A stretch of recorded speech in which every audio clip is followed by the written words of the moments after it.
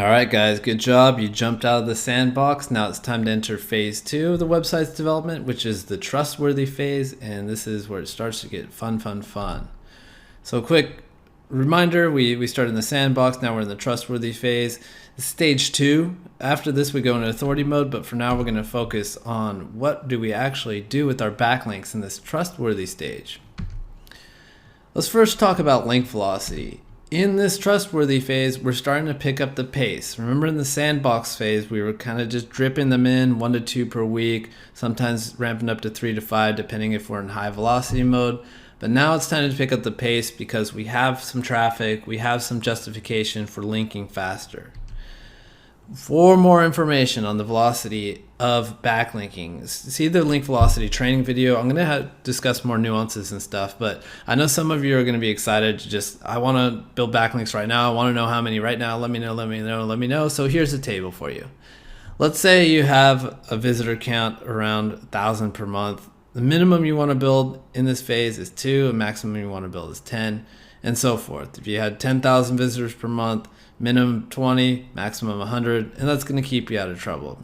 Meaning that what you want to do here is you just don't want to overdo it. You don't want to build so many links that it makes it impossible for the algorithm to believe that many links could be built considering there hasn't been that many visitors to the page. So stay within these ranges and you'll be fine.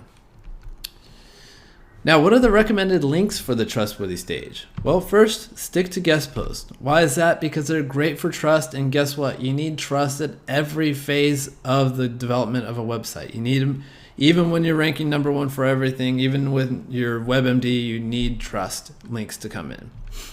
You're going to keep these going forever. Now we're going to get into some links with power, and then we're going to be going for link insertions here. Now, what are link insertions? #1, they're great for power. Why is that? Because I'm getting links from pages that already exist, that already have links going to them, and we're leveraging that PageRank algorithm and getting link juice. Always make sure that they have links going to them. I mean, you can get a link insertion on a website like Forbes.com that doesn't have any links going to it. Awesome. What you're getting there is more trust, and that's great. That's great for your website. But if you want power, make sure they have links going to them as well. Some examples of these are resource outreach. So with resource outreach, what you're doing is you're identifying pages on someone's website that you want to get a link on, and you would reach out to them and say, hey, how's it going? I noticed you created a great guide on the best coffee shops in Phoenix, and I have a coffee shop. I want to be added to that list and see if they can link to you. I also have a process that I use, and you'll see that video very shortly, on how to negotiate for very cheap link insertions, which is a combination of outreach for guest posts and resource outreach. It's pretty clever. Just definitely check that out. That's how to get really cheap link insertions in resource pages. You can also do skyscraper outreach, where typically running big outreach campaigns and telling people to link to your very superior piece of content that they've linked to in the past. So you're asking them to update a backlink that they made before to a mega guide with your even awesomer mega guide instead.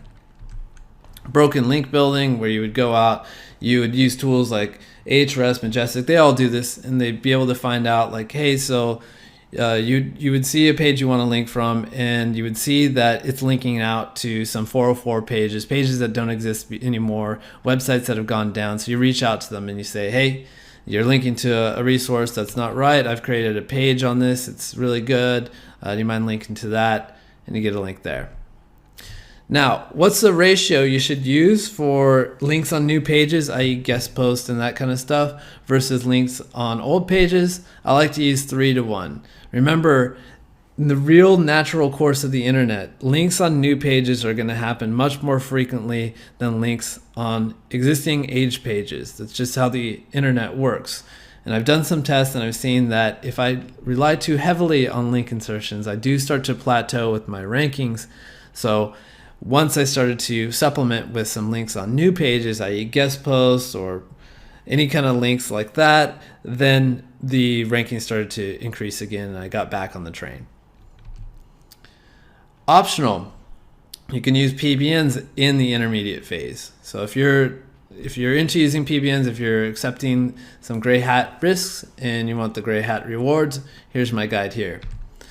You can use PBN sniping. What is PBN sniping? This is when you use 1 to 2 PBNs maximum per high competition URL. So you're not going to use it for every URL on your website. You're going to use it just for the URLs that you think are super important. Your main pillow pages, best protein powder, something like that. You're going to use 1 to 2 PBNs on these pages, and you're going to use it for exact or partial match anchor text. So you're going to use these for your firepower anchors.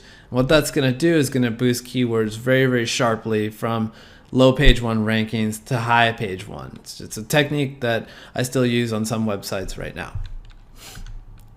And just make sure to use extremely high quality PBNs for this. This is PBNs you're going to be sending exactly to your website itself. It's not going to be going through a filter. So want to go for extremely high quality PBNs, and you're going to use them sparingly. Again, 1 to 2 PBNs maximum per URL, and only your most important URLs. Also, you can do tier 2 PBN linking in the intermediate phase, in the trustworthy phase. What you're doing here is you're boosting tier 1 links, so like links that don't have any links going to them, and these would typically be outreach links, with lower quality PBNs. Now, summary, ramp up the link velocity in this trustworthy phase, start to get links with power, and then keep going, keep pushing through. Eventually you're going to find yourself in authority mode, and we'll talk about how you're going to know what that is in the next video.